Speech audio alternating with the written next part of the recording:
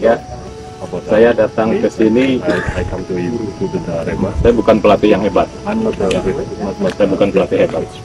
Tapi saya yakin, saya tidak ada artinya kalau nggak disupport oleh semua, ya, oleh manajemen, mungkin yang semua, ya, di media, bukan apa-apa.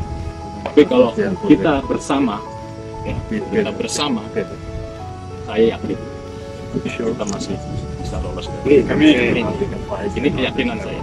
Kenapa saya berani memutuskan ke sini? Karena saya punya keyakinan.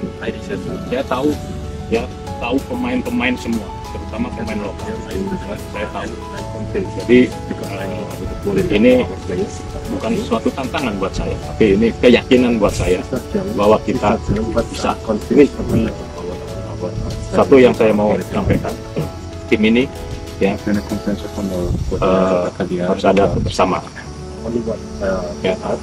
Dua, respect.